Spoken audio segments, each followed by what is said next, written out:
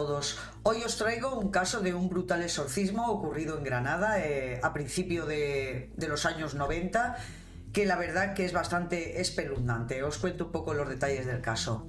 La familia Guardia era de clase baja media, semianalfabeta y muy supersticiosa. Residía en el Albaicín, un barrio de Granada en aquel entonces deprimido, de calles estrechas y sinuosas, cuya cultura estaba influenciada por la magia y las leyendas. Los más pequeños de la familia tenían ya contacto con lo sobrenatural.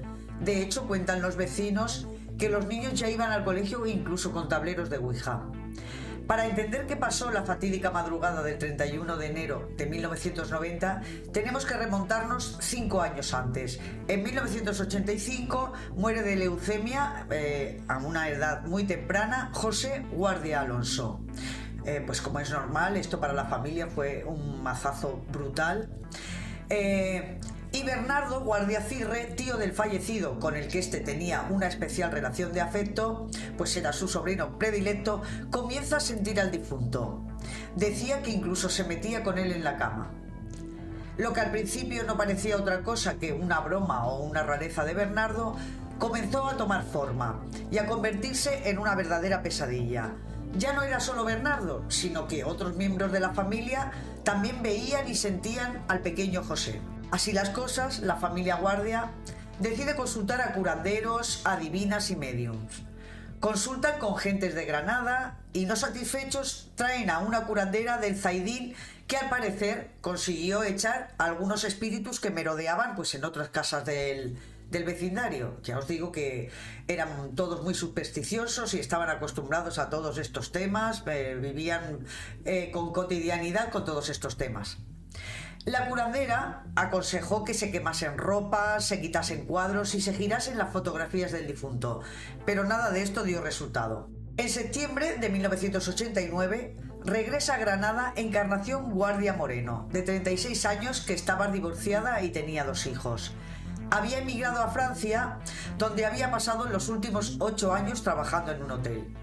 En este periodo de tiempo, ella misma contaba que había practicado vudú y tenía un amante africano que estaba vinculado con el mundo de las misas negras. Ella misma explicaba en lo que consistían aquellas misas negras a las que iba junto a su pareja. Dice que preparaban una bebida que se subía a la cabeza y producía mucho calor en el cuerpo. Después, pasado el efecto, te quedabas con ganas de vomitar y la orina se volvía oscura. También contó que si asistía una mujer embarazada, se tiene que manchar el vientre con sangre de animal, tierra y orina de macho. Después se tienden en el suelo y ofrecen el fruto al demonio. Sobre su pareja, Encarnación decía que aparentemente era un hombre normal, pero que era capaz de hacer cosas extrañas como cambiar el color de los ojos y el timbre de la voz. Ella se empapó de ese mundo e incluso controlaba el tema de ingredientes para hacer brebajes. Cuando Encarnación conoció la situación que afectaba a su tío Bernardo, acudió en varias ocasiones a visitarlo, incluso intervino activamente en los fenómenos de apariciones que venían dándose con el fallecido José, que era su primo. Parece ser que días antes de los hechos, la familia Guardia, desesperada, pide ayuda a un curandero.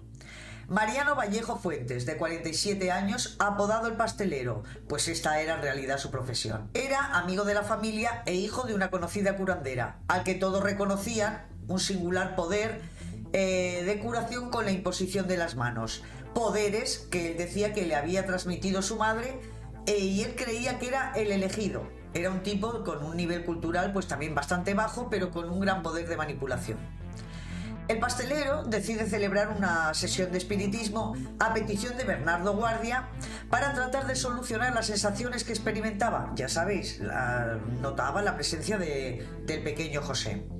Durante esta sesión, Encarnación Guardia llegó a entrar en un particular trance, en el cual echó la cabeza hacia atrás y su rostro adoptó un rictus extraño. Después comenzó a hablar en un tono de voz que no era el suyo, semejante al de su primo José, y también habló por boca de su abuelo, refiriendo hechos que, según otros miembros mayores de la familia, no podía conocer por cuestión de edad. Durante el trance, Encarnación manifestaría a su tío Bernardo que percibía el espíritu del primo José permanentemente a su lado. Seguidamente se desvaneció, situación de la que fue sacada por Mariano Vallejo, dándole unas palmadas en la cara para que retornase a la realidad. El pastelero entonces le recomendó que rezasen. Así, entre otras cuestiones, a Bernardo le recomendó que pusiese una cruz a los pies de la cama donde dormía y que tuviese una estampa de la Virgen, una igual a la que le entregó a Encarnación Guardia. Mariano aceptó a Encarnación como una excelente medium y ella vio en él a un hombre dotado de poderes muy especiales. El día 29 de enero de 1990, María Alonso Vaca, madre del fallecido José Guardia, se reunió con sus otros hijos, que eran Miguel, Antonio, Francisco, Isabel y Enriqueta. A la reunión acudieron también Encarnación Guardia y Mariano Vallejo Fuentes, el pastelero, que visitaba con frecuencia a María para imponerle las manos en los pies y en la cabeza, con lo que ella decía sentir un alivio de los dolores que padecía. En la reunión se trató el tema de la existencia en la casa de los espíritus de varios familiares fallecidos. Ya no solo era del pequeño José, incluso también de otros familiares. Al día siguiente, martes 30 de enero, volvieron a coincidir en la misma casa de María Alonso, en la calle San Luis, y volvieron a centrar su conversación en la presencia de los espíritus de familiares en la casa, principalmente, ya sabemos, el del pequeño José.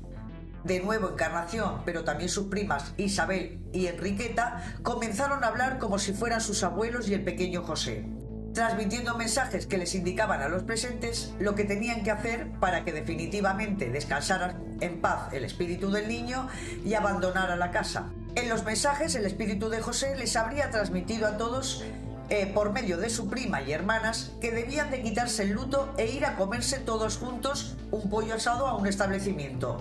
Una promesa que parece ser que se hizo cuando el pequeño estaba enfermo. Siempre se decía, bueno, pues cuando se cure José nos vamos a reunir todos y nos vamos a ir a un bar del pueblo a comernos todos un pollo asado allí juntos para celebrarlo. Y bueno, pues al fallecer el niño eso no había podido suceder, y entonces parece que ahora el niño mandaba ese mensaje, que por favor se quitasen el luto y fuesen todos a comerse un pollo asado. Todos abandonaron después la casa y se marcharon al bar cercano para dar cumplimiento al deseo de José, y después regresaron de nuevo. En la casa había permanecido Mariano Vallejo, el pastelero, continuando con el mismo tema de conversación, hablar sobre espíritus con Encarnación Guardia, la cual, según contaron algunos testigos, decía sobre ella misma que creía estar embarazada del demonio y que Satanás la había poseído. ¿Por qué tenía esa creencia? Era porque decía que su amante en Francia era el mismísimo Satanás y ella llevaba su semilla dentro. En el curso de aquella conversación, Encarnación habría pedido ayuda a Mariano Vallejo para expulsar al demonio de su cuerpo. No obstante, tras haberse resistido previamente a hacerlo porque el pastelero había advertido de que el método y el procedimiento para hacer eso era muy duro y peligroso, habría accedido finalmente. Una vez que había regresado Enriqueta, su prima, comenzó la preparación del exorcismo por indicación de Vallejo. En esa casa, situada en la calle San Luis número 39, tendría lugar uno de los capítulos más oscuros de la historia de Granada. Era una vivienda unifamiliar de 2 plantas. En la planta superior estaban los dormitorios. La planta baja contaba con comedor, cocina y una habitación situada a la derecha de la entrada, que fue donde ocurrieron estos hechos. Isabel y Enriqueta, todavía en presencia de varios familiares más, comenzaron a preparar el exorcismo, principalmente calentando agua mezclada con sal, en cantidad considerable, que seguidamente comenzaron a dar de beber a Encarnación, haciéndole ingerir varios vasos. Fue tal la cantidad que le hicieron ingerir que, no pudiendo tolerarlos, comenzó a vomitar. Seguidamente la desnudaron y quemaron la ropa que llevaba puesta. Se deshicieron de las joyas y alhajas tirándolas por el inodoro, por decir Mariano que estaban contaminadas por el demonio. Después de ello, le hicieron sentarse en el retrete con el fin de que expulsase el espíritu maligno de Satán que la poseía. Permaneció intentándolo al menos durante 2 horas, hasta quedar extenuada. Alrededor de las 2 o las 3 de la madrugada del miércoles día 31, todos se habían marchado ya a descansar, a excepción del maestro del ritual, Mariano Vallejo, de Isabel y Enriqueta, que continuaron suministrando agua salina a Encarnación. hasta que a las 8 de la mañana, según ellos, la propia Encarnación manifestó que su sobrina, Josefa Fajardo Guardia, a la que llamaban Pepi, era la elegida para extraerle a Lucifer del cuerpo, porque si no, Lucifer poseería a otras de las mujeres de la familia que estuviera embarazada. Inmediatamente fue requerida la presencia de la sobrina, la llamaron por teléfono y como no atendía la llamada, su prima Isabel fue a buscarla logrando convencerla. Por el camino le fue informando de cómo había ido transcurriendo la noche. Al llegar a casa les abrió María Alonso Vacas, que ya se había levantado, y ya dentro Encarnación se dirigió hacia ella diciéndole que era la que tenía que extraer al demonio del cuerpo, porque si no lo hacía, su espíritu maligno iría a alojarse en ella.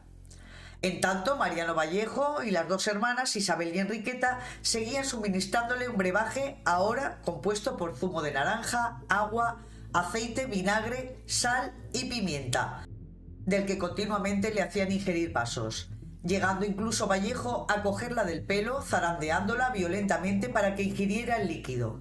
Encarnación estaba recostada en una rinconera. Estaba completamente desnuda y se cubría con una bata. Asistían al ritual el maestro Vallejo, las hermanas Isabel y Enriqueta, primas de Encarnación, y ahora Josefa Fajardo Guardia, su sobrina. No obstante, durante el proceso entraban y salían de la casa distintos familiares, algunos de los cuales, desconociendo exactamente lo que estaba pasando, sí que se interesaban por las maniobras que se estaban efectuando. A media mañana del miércoles 31 de enero, contrariados, los intervinientes en el exorcismo no habían logrado el resultado deseado. Encarnación comenzó a convulsionar y a manifestar temblores. Mariano Vallejo se subió encima de ella apoyando fuertemente sus rodillas en su vientre, llegando incluso a ponerse de pie sobre el abdomen, haciendo flexiones para incrementar la fuerza y lograr expulsar el demonio del cuerpo de Encarnación. Durante estas violentas maniobras del exorcista, Isabel y Enriqueta la sujetaban fuertemente de las piernas, cogiéndola por los muslos, y Josefa le introducía las manos por la vagina, llegando incluso a usar una aguja de tejer lana que previamente habían calentado al fuego. Cerca del mediodía llegó Carmen Guardia, hermana de Encarna y madre de Josefa, ya que su padre le había pedido que fuese a ver qué sucedía con Encarnación, pues no había regresado a casa en toda la noche. Fue tranquilizada entonces por su hija y ella misma pudo comprobar, en un momento en que la puerta de la habitación donde estaba ocurriendo el exorcismo quedó entreabierta, que Encarna estaba recostada y que no presentaba tan mal aspecto. Se marchó, pero regresó nuevamente en torno a las 4 de la tarde. Entonces ya sí que encontró a su hermana recostada en el suelo, completamente mojada, con la bata abierta, inconsciente, con los labios visiblemente inflamados y la cara moratada. En tan lamentable estado la encontró que llamó inmediatamente a María Luisa Garzón Sánchez, una echadora de cartas con la que tenía bastante confianza, para que ésta también acudiera con toda urgencia a la casa de la calle San Luis para ver en el estado en el que se encontraba Encarnación. La echadora de cartas llegó en taxi minutos después y nada más entrar y ver a Encarnación, comenzó a rezar y a pedir la ayuda de un médico. Mariano, entonces, el pastelero, la increpó y le dijo que se fuese a rezar a otra parte, que allí estorbaba y que no hacía nada, que no era necesaria para nada su ayuda, que Encarnación se recuperaría sola, en poco tiempo se iba a recuperar sola. Tras esto, Mariano fue a su casa a ducharse tranquilamente y a cambiarse de ropa. Aprovechando la ausencia de Mariano Vallejo Fuentes en el escenario de los hechos, Carmen Guardia, que tenía muchísima preocupación, y María Luisa, la echadora de cartas, se marcharon de la casa y fueron en busca del novio de su hija.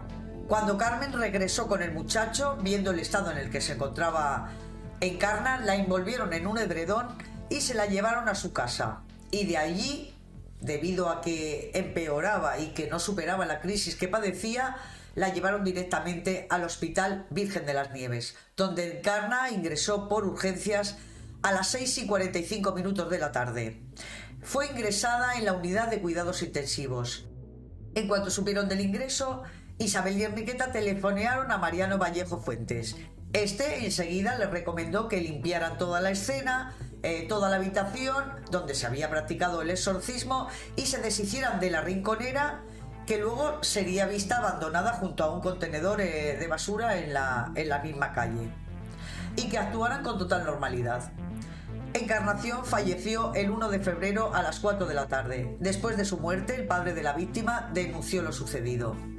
Manuel García Blázquez, el forense encargado de la autopsia, dictaminó que la muerte le había sobrevenido a Encarna Guardia como consecuencia de una ingesta masiva de sal. De hecho, ingirió una cantidad de entre 2 y 3 kilos. La sal extrajo el agua de sus órganos y cerebro, causándole un síndrome hiperosmolar y por la producción de lesiones muy graves consistentes en una hemorragia subdural, estallido de la vejiga, hematomas en asas intestinales, desgarro de mesos y gran desgarro perineal con rotura completa del esfínter externo del ano, que hubiesen requerido una intervención quirúrgica inmediata y de alto riesgo que habría dejado secuelas graves, y toda otra serie de lesiones menos graves tales como hematomas, edemas, quemaduras, desgarros, moraduras y erosiones. En el cerebro encontraron gravísimas lesiones. El estudio de las mismas permitió conocer que unas eran debidas a la masiva ingestión de sal que se le había administrado y otras lo eran como consecuencia de una serie de violentos golpes sobre una superficie almohadillada. El pastelero le había introducido la mano por el ano tras grandes desgarros y creyó haber cogido el supuesto feto, pero debió tratarse del asa intestinal prolapsada. Esta masa blanda fue lo que confundió con un feto. Se pidieron análisis al Instituto Nacional de Toxicología y a la Cátedra de Medicina Legal de Granada. Los resultados fueron negativos. No se encontraron drogas, psicofármacos, alcohol, tóxicos ni venenos. La pimienta y el vinagre causaron una gran inflamación en la mucosa gastrointestinal que frenaron transitoriamente la absorción de la sal. El efecto local de la misma sobre las cuerdas vocales, por aspiraciones, faringe y boca, produjo una serie de efectos aparentemente paranormales sobre la voz. Encarnación, según la autopsia, no tenía signos propios de defensa, y sí de lesiones inferidas tanto por personas como por sustancias nocivas. El hecho de tener lesiones propias de agresión sin defensa implica o una pérdida de conciencia que le impide defenderse o una voluntad de no hacerlo. La pérdida de conciencia en Encarnación se produjo mucho después de haber sufrido una gran cantidad y variedad de lesiones. No había embarazo. De hecho, hacía tiempo que en una visita al ginecólogo le habían diagnosticado quistes en los ovarios y no podía volver a quedarse embarazada. Otra peculiaridad del caso ocurrió cuando se intentó documentar el estado en el que había quedado Encarnación. Se hicieron fotos al cuerpo con una cámara Polaroid para que la jueza viera su estado antes de que los tejidos se descompusieran. De todas las fotos que se hicieron, la mayoría no salían bien o tenían manchas, con una parte de la foto en negro o borrosa. Se decidió entonces cambiar a otra cámara analógica. Se hicieron uso de 2 carretes.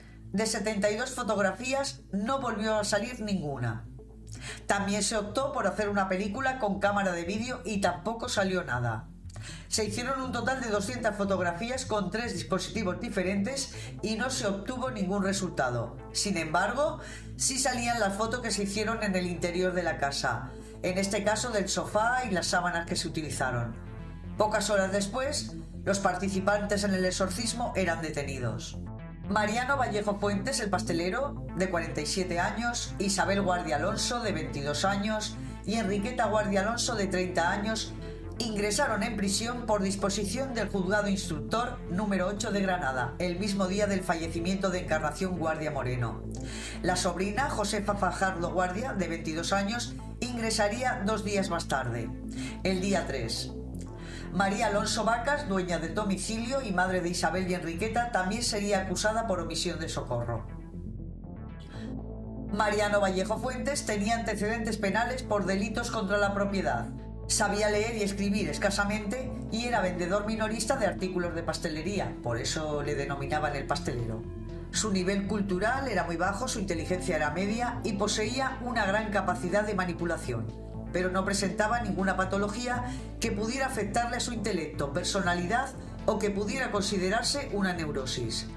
Tampoco presentaba trastornos mentales, salvo que se consideraba dotado de poderes sobrenaturales curativos en sus manos, y para los hechos paranormales, presentando por tanto un trastorno delirante de tipo grandioso, una paranoia, pero ninguna patología que pudiera nublar su conciencia. Las hermanas Enriqueta e Isabel García Alonso, primas de la víctima, presentaban inteligencia media, un nivel social y cultural muy bajo, aunque en ambas destacaba el ser muy proclives a la sugestión y a la dependencia de figuras de autoridad, presentando una personalidad impresionable.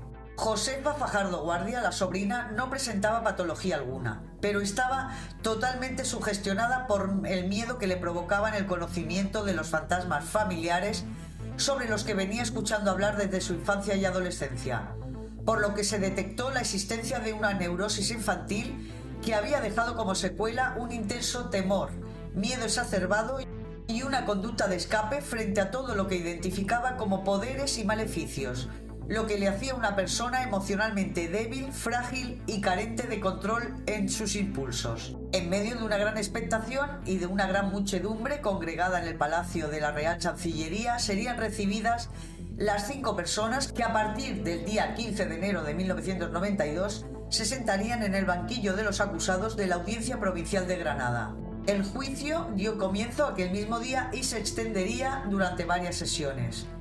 Mariano Vallejo aseguró durante la vista oral que el ritual satánico fue instigado por la propia víctima, creyéndose poseída por el demonio, y que fue esta quien sugestionó a todos los presentes. Yo solo quería ayudarla, pero ella nos dominaba porque llevaba el diablo dentro y hacía con nosotros lo que quería, aseguró Vallejo. Contó que Encarnación Guardia había convencido a su familia de que se encontraba embarazada del propio demonio, por lo que se planeó una sesión de exorcismo para expulsar al feto de su cuerpo. El pastelero aportó un relato plagado de voces de ultratumba, demonios, apariciones y contradicciones. Dijo que en el ritual, Encarnación suplicaba: «Sacadme este demonio que tengo dentro». Luego se transformaba en diablo y gritaba: «Soy Lucifer y no podréis conmigo». Encarnación gritaba como una loca, sacaba la lengua y se ponía muy fea. Según todos los implicados, los pelos de Encarnación en un momento dado y sin esperarlo nadie se erizaron. Su tacto era como el de alambres acerados. Estaba histérica, con mirada de odio. Para dominarla, yo tenía que tumbarla y ponerme de pie y de rodillas sobre ella. En un momento de la sesión, Enriqueta habló con la voz de su madre y dijo: «Te detesto como hija porque te has acostado con el diablo. Te condeno a que vagues eternamente por el infierno». A lo que Encarnación contestó: «Soy la mujer de Lucifer y conmigo no vais a poder». También contó que olía quemado y salía humo del interior de Encarnación, muestra inequívoca de que tenía el demonio dentro. Josefa metió la mano en la vagina de Encarnación en múltiples ocasiones, al menos una decena, sin encontrar nada. Los expertos darían una explicación menos sobrenatural a todos estos fenómenos que relataban los acusados. La víctima pudo padecer una histeria en mayor o menor grado. Hubo reacciones histéricas que también pueden confundirse con falsas intencionadas o no. O bien Encarnación hacía teatro, o bien sus manifestaciones eran fruto de la histeria. Los episodios agudos o ataques histéricos sobrevienen por múltiples mecanismos, pero generalmente siempre a elección del enfermo, que decide cuándo y dónde deben producirse. Uno de estos ataques histéricos debió confundirse con un entrar en trance. Así, en estas crisis se pueden explicar contorsiones del cuerpo, expresión demoníaca, gritos y ruidos de ultratumba. Más adelante, cuando ya los brebajes se habían administrado en cantidad suficiente, la caja de resonancia de la voz, faringe y boca debían estar ya muy inflamadas, debido especialmente al vinagre, la sal y los vómitos. La faringe y las cuerdas vocales, como se demostró en la autopsia, estaban edetomatosos. Esto provocó sin lugar a dudas una distorsión de la voz que confundieron con la voz del diablo. Más avanzada la noche debieron iniciarse microlesiones cerebrales debido a los trastornos metabólicos y electrolíticos que más tarde llegaron al edema cerebral. Se produjeron trastornos del lenguaje y la memoria. Encarnación era incapaz de recordar palabras completas y mezclaba partes de un vocablo con otros, resultando así una jerga ininteligible que confundieron con hablar lenguas extrañas, aunque de vez en cuando acudían a su mente palabras francesas o españolas correctamente pronunciadas. ¿Y el humo y el olor a carne quemada? Pues eso parece ser que fue consecuencia de una aguja de hacer punto al rojo vivo introducida por la vagina. Se hizo una cauterización uterina que debió ser la responsable de ese olor a quemado. Ambas acusaciones, tanto la pública como la particular, contemplaron la atenuante de enajenación mental transitoria en Mariano Vallejo, el pastelero, como principal implicado en la causa, así como en Josefa Fajardo. En el caso del primero, la atenuante se justificaba en su paranoia y en la segunda por su miedo insuperable que, según los informes periciales, se había apoderado de la procesada durante la comisión del crimen. Dice el novio que estaba metido en una ducha con las dos hermanas, con Enriqueta Alonso Guardia y Isabel Alonso Guardia en pelota bañándola y no la querían salir. Que decía después mía que le iban a hacer lo mismo que a su tía. Sí, porque decía que tenía Satanás. Que estaba en pelota, la estaban duchando con agua fría. Que mi hermana la metió el Satanás. Porque decían ellas que mi hija tenía el Satanás también metido en el cuerpo. Iban a hacer ese sacrificio con mi hija también. Por su parte, y además, el fiscal contemplaba la atenuante de arrebato u obcecación en las hermanas Isabel y Enriqueta Guardia Alonso. Yo estoy muy mala, porque yo estoy muy mala y yo no puedo ahora mismo, no puedo decirle, ¿sabe usted? Porque ahora ha sido un trago muy grande lo que hemos llevado. Vi con la muerte porque era mi sobrina. Y vi con mis dos niñas que me han metido allí en la cárcel. ¿Sabe usted? Y ya está. ¿Y usted no sabía nada de esto? Yo no sabía. Una cosa tan rara. Nosotros estábamos tontas ahí, que mi niña hablaba por su abuela, porque decía que se la había metido por su abuela. Mi otra niña, déjame. Mi otra niña también me decía que tenía a su abuela metida en el cuerpo. A mí me daba unos masajes en la cabeza, me daban unos masajes en la cabeza y me quedaba dormida. Yo no sabía lo que estaban haciendo aquí, ¿sabe usted? Yo no lo sabía. La defensa solicitó la absolución de todos los implicados, alegando las eximentes completas de enajenación mental por miedo insuperable y trastorno mental. La sentencia fue pronunciada el 17 de marzo de 1992. El fallo impuso a los procesados Mariano Vallejo Fuentes, Isabel y Enriqueta Guardia Alonso como autores de un delito de lesiones y otro de imprudencia temeraria a la pena a cada uno de 5 años. A Josefa Fajardo Guardia a 2 años y medio de prisión por el delito de lesiones y otro por imprudencia temeraria. María Alonso Vacas, la madre de Isabel y Enriqueta y la dueña de la casa donde ocurrió el exorcismo, resultó absuelta del delito de omisión de socorro. Luego el padre de la víctima no estaría nada de acuerdo con esta absolución y culpó a la hermana directamente porque dijo que ella sabía lo que estaba ocurriendo y que no le prestó ningún tipo de auxilio a Encarnación. María Alonso, que es la responsable de otro crimen, porque eso viene desde cuando se murió un hijo suyo, que era una buena persona, un chiquillo que murió de cáncer, de leucemia, murió. Y de entonces trae que esa señora de salir de espíritu en la cama. Y es la que ha tenido todo ese envolvimiento hasta que han buscado a este criminal que ha sido el que le ha lavado el cerebro. Exacto. Ella ha sido la responsable de todo el crimen que hay aquí, que es la madre la responsable, que lo he dicho y lo vuelvo a repetir. Y los sobrinos que tengo son todos muy buenos. Llegó a la puerta, estaba yo acostado y comenzó a porrasear, me levanté yo y entonces, ¿qué quiere? Me dijo que entonces que era un espíritu, que venía que era el espíritu de mi madre. ¿No ves que te pego dos guantes a la cara? Y entonces me volví parería criminal, él la habéis matado y me tenían las cruces hechas así, todas sentadas en la mesa, así como, y a mi novio de mi niña, todo el mundo hicieron las cruces como Satanás. Ella la tribona, pandilla. También fueron condenados a indemnizar en la cantidad de 4 millones de pesetas a los 2 hijos de Encarnación Guardia Moreno y al Servicio Andaluz de la Salud, en la cantidad de 50.000 pesetas por los gastos asistenciales prestados a la víctima.